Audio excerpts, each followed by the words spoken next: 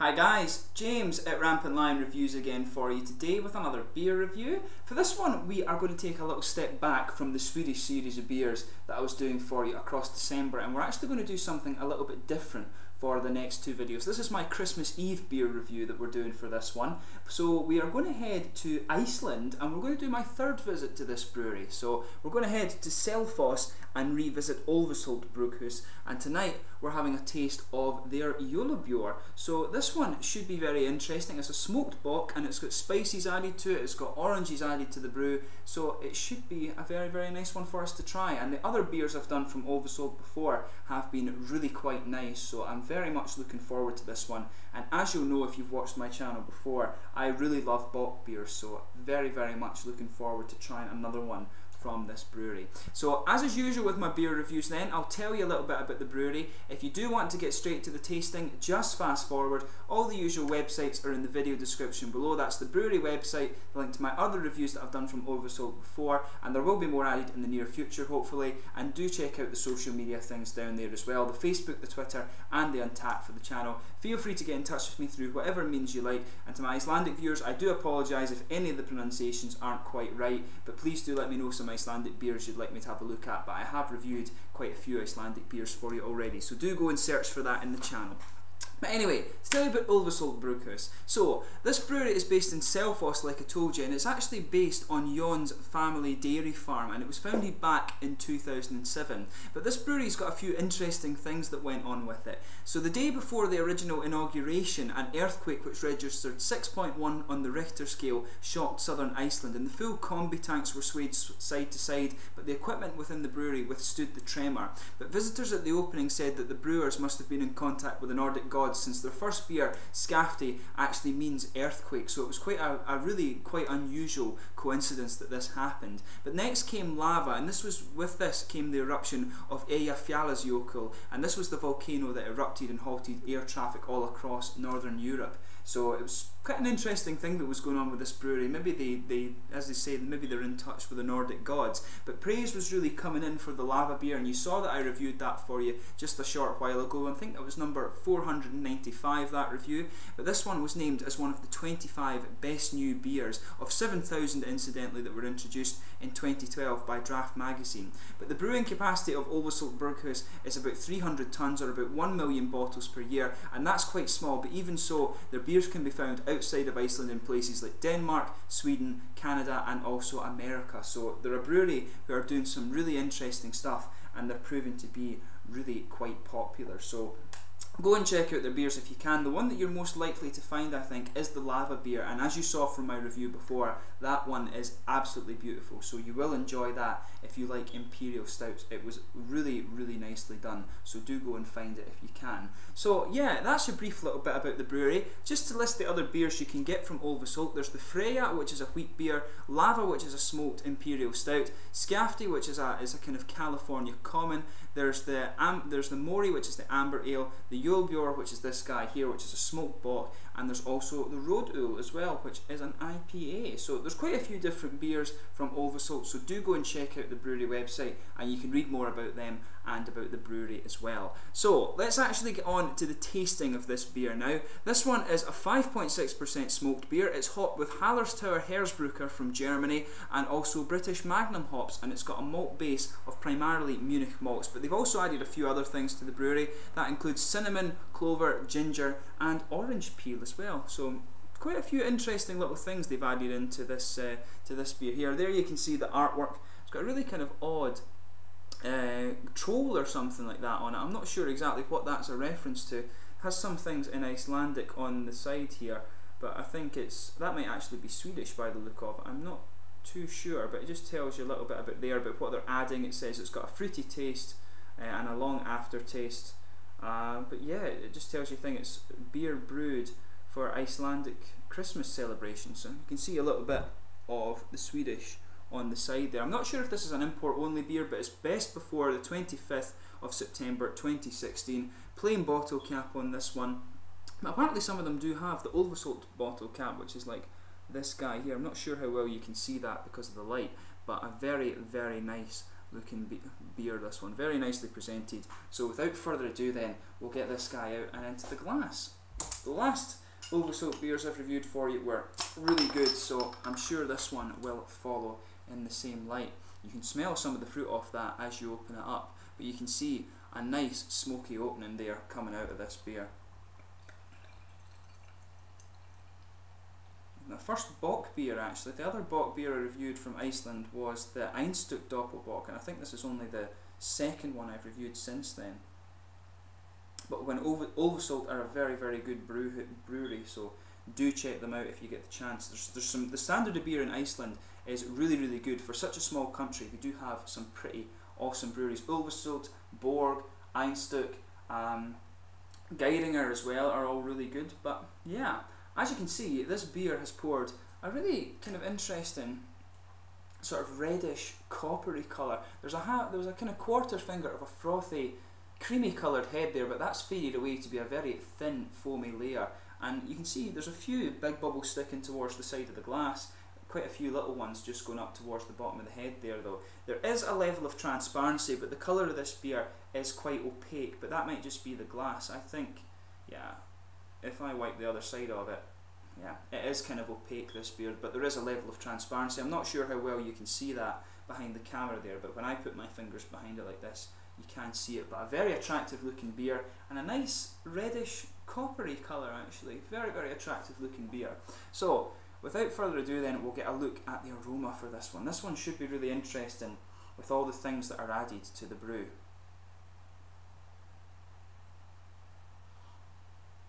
Yeah, so there's a nice, as you'd expect when it's a bock beer, there's a nice smoky character coming out to this one, and it's actually quite meaty. It's got that nice sweet meaty character that sometimes you get, or well, that you always get with these Bamberg Rauch beers, so there's a little bit of that in there. The other smoky beer I actually did for you was from Borg from Iceland, and that was the Fenrir Tadrig tour, where they filtered the smoke through sheep shit, and that was a really, really good beer. Very interesting actually. And I love smoked beers. If you know anything about my channel, my love of smoked beer started in Bamberg with Schlenkerla, and ever since I've loved the smoked beer style. But yeah, with this one you've got a nice big smoky malt. There is some of that Bamberg meaty character in there. You pick up a little bit of the caramel malts, and it's slightly toasted as well, but there is a bit of sweetness in there. But as you'd expect, there's a big bready character in there, and you can pick up some of the spicy elements coming out of this one as well. And if you sugar it up a little bit more, you can get some of the orange citrus from the orange peel coming out. And there's maybe just a little bit of a red fruity ester as well, but that's very, very subtle. The aroma in this one is all about the meaty, smoky character, the caramel as well, and the big bready elements with it, with a little bit of spice in there. It's quite an interesting aroma. It's not the most pungent aroma you're going to come across, especially from a smoked beer. But it smells very, very nice, and it looks very nice. So without further ado, we'll get stuck into this beer. As I always say though, give them a smell before you actually go and taste them. But this is my Christmas Eve beer review. So to those of you throughout Europe and throughout the rest of the world that celebrate Christmas on Christmas Eve, Happy Christmas. And for this one, we are going to get stuck in. So this is the Jólabjór from Ölvisholt Brugghús in Selfoss in Iceland. Skål!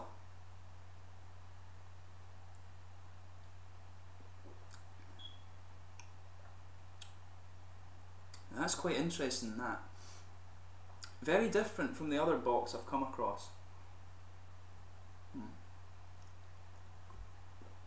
As I always say with these beers, sugar them around your palate before you think too much about the actual components of the flavours.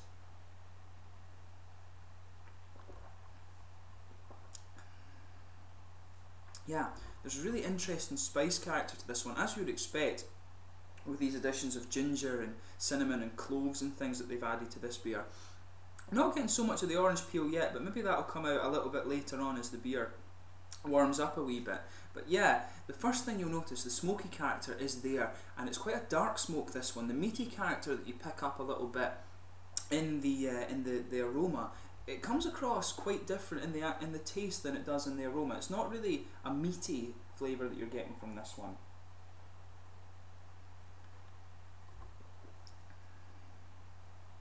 But there is a little bit of that in there, but not as meaty as you would expect. There is a kind of almost peaty character to it in this one. You'll feel that just lingering there in the middle of your palate. You can feel a little bit of a roasty, bitter character just lingering there in the very middle of your palate. But the centre of your palate is blanketed with this kind of light, nice, bready character, and you can feel the spices lingering there too. The ginger, the cinnamon and the cloves, they all mix together, and I think the cloves are actually quite prominent in this one. But everything else is just blended together. The cinnamon and the ginger sort of go well together with that nice lingering roasty, smoky character that's in there.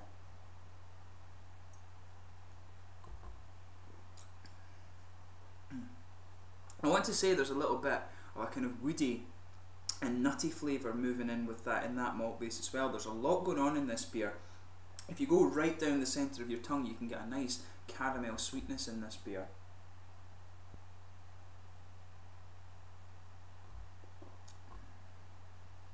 Yeah, and you actually get a good little bit of sweetness rather than it being a very toasted caramel. You just feel it.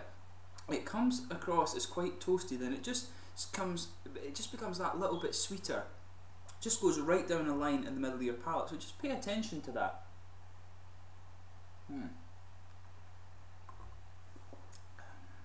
Yeah, it's really nice. The malt base in this one, you can get a good bit of boozy alcohol from this one, even though it does only come in at 5.6% or 6.5% I should say. I said 5.6, 6.5%.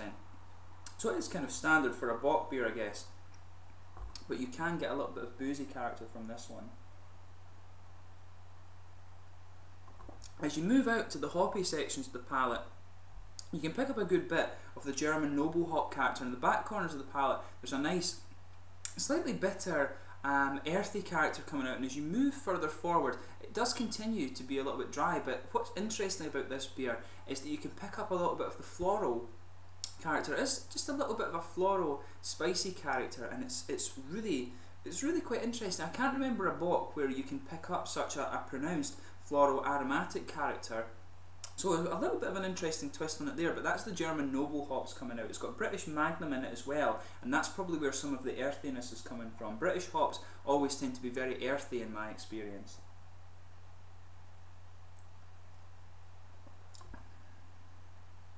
Yeah, it's really interesting. It smooths out quite a bit as you go round to the front of the tongue, but it's a very, very nice beer. There's a lot of stuff going on in the flavour, as you might guess by the length of time I've taken to explain it to you.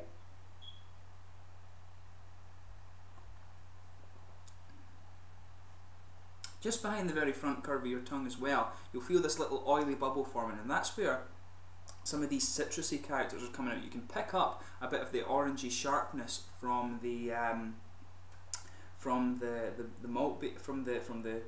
orange peel in this one. Why am I saying malt base? But you can pick up some of the nice orangey citrus flavours, and it gives you a little bit of a contrast to this beer. It's quite interesting because you've got the typical malt base of a smoked beer, but with a bit of spices in there. You've got some German noble hops, and the floral aromatic character is quite interesting in this one, and then you've got some citrusy flavour complementing it, which actually works quite well. Usually in a bock beer you'll get more of a sort of red fruity ester, so I'm just going to see if I can pick that up.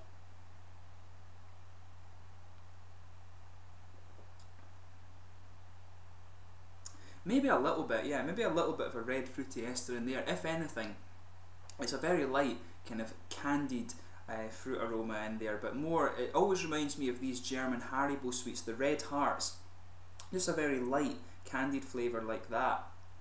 So, but it's, again, that's very, very mild. It's more about the citrus and the fruity aspect of the beer. So just behind the front of your tongue, pay attention to that little oily bubble that forms. But overall, in terms of the flavour, this beer is really nice, and it's actually quite different from a lot of the other bock beers I've come across. As I say, the German noble hop character is quite interesting, particularly the floral aromatic elements of the flavour. Then you've got that spicy character, the ginger and clove and cinnamon and things in the middle of your palate, and then there's some nice floral elements around the curve of the tongue too. So quite an interesting beer, this, I do have to admit. So yeah, in terms of the mouthfeel, this one, I think mid-bodied is a fair description for this beer. The carbonation is quite smooth. Yeah, and it does have quite a big, wet, slightly oily mouthfeel to this one. It is a nice big wet beer, so at the same time when it's a bock beer, it does give you a nice little bit of refreshment, I think. But there's a big sweetness to this one. As I say, the caramel flavour in this builds a little bit as you move into the aftertaste, which incidentally is actually quite dry. There's a good bit of dryness from the hoppy, the earthy and aromatic character, and in the middle of the tongue there's a bit of that lingering bitter smokiness in there. Very, very nicely done. But the malt, as I say, nice bit of dry character from the hops. The smokiness, it's quite dry. It's just everything about this beer is quite dry and it's quite spicy, so it's a very kind of interesting twist on a smoked bock beer. It's one that you really need to try for yourself. It's quite hard to describe, but definitely more forward on the malts, but it does have a bit more of a pronounced hop character in comparison to some other bock beers that I've reviewed. So yeah, if you enjoy bock beers and you want something a little bit different, then this could well be the guy to try. It's really nice and it's a few interesting twists on it. Like I say, some interesting German noble hops in there and a bit of an interesting malt base too. So yeah, if you enjoy unusual beers, give this one a go. From a very good brewery in Iceland who I've reviewed a couple of things from now, so do go and check them out. But yeah, I hope you've enjoyed this beer review. Go and check out Ölvisholt Brugghús from Selfoss in Iceland. Very, very beautiful country, incidentally. I went there last summer and really, really loved it. In summer 2014, it was absolutely beautiful. We drove all the way around. Very nice people, very beautiful country, very desolate actually, and just one of the kind of the world's most outstanding naturally beautiful places. So you do have to go and check out Iceland once in your life. So yeah, go and check out Ölvisholt Brugghús from Iceland. I hope you've enjoyed this beer review. Been really cool to do another one from Iceland. I have a couple more Icelandic beer reviews coming up for you very soon, so do stay tuned for those. I hope you've enjoyed this beer review. Please like, subscribe, share, all the usual YouTube stuff. Let me know your own thoughts on this beer and the brewery if you get the chance. Go and follow my social media pages, and again, I thank you for watching my beer reviews, and I will catch you soon with the next one. Go and check out the Jólabjór from Ölvisholt Brugghús in Selfoss in Iceland. Skål!